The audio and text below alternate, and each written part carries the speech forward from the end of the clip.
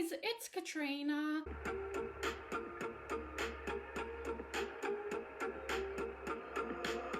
Firstly, I'm going to apologise for being inactive. I've been super busy with uni and work as I recently got my first job as a junior business consultant. And you may have noticed that I've got a new backdrop here. I recently bought some bedding which happens to work really well as a backdrop. So anyway, in today's video, I'm going to talk about some ways to prevent students from looking dumb in front of a class. While some students do need learning support, it shouldn't be done at the cost of making them look dumb in front of others. So in today's video, I'm going to talk about some situations I've experienced when I was in school and some possible solutions to them.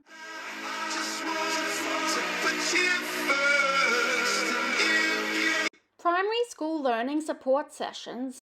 When I was in primary school and someone had a learning support session, the teacher at the door would blurt out the student's name in front of the whole class.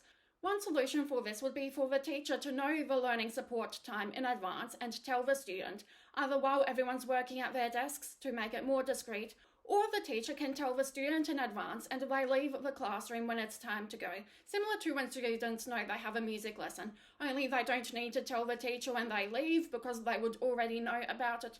The same thing can also apply to group learning support sessions. Each person would get up and leave while everyone else is working at their desks. Primary school streamed groups. Another thing I experienced in primary school was that there were streamed maths and English groups, and everyone knew which group each person was in. Sometimes there would be a list displayed inside the classroom showing which group each person was in. Therefore, it would be obvious as to who's in the bottom group, making them look dumb. The first solution, which I think is quite obvious, is don't display a list inside the classroom. Secondly, everyone can be told in advance which level they're in, and then they go to their group's designated classroom during that class period. Each group usually has their own designated room, and this can be done without others knowing what level they're in. Middle school early morning maths support. When I was in middle school, there would be early morning maths sessions for people who struggled with maths, and these would happen before the school day officially started. Each year level had their own designated floor within a building, and all the homerooms were next to each other. And these rooms had indoor windows, so anyone in the common area, in other words the whole year group, could easily see who was doing these sessions. There are two possible solutions to this. Firstly, make these sessions happen in the afternoon and make sure there's a decent time gap in between the end of the school day and the start of those sessions to make sure that people don't see you entering the room. Secondly, it can still happen during the morning, but it should be in a classroom which is separate from the main year group area, have no indoor windows, and also be a room which no one uses as their homeroom. High school tests and special provisions.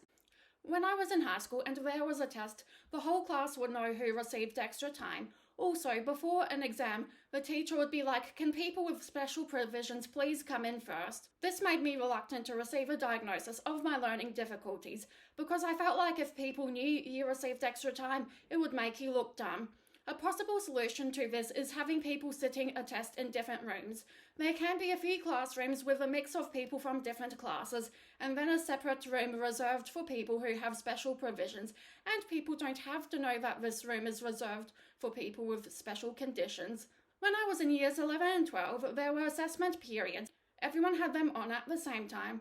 You would either be doing private study or sitting a test. I felt like if every year group had these assessment periods, it would be easy to implement that solution. Thanks for watching! Make sure to like and subscribe and check out my other social media which is linked below. If you know about other situations which I haven't included in this video, feel free to comment them below and I might make a part 2.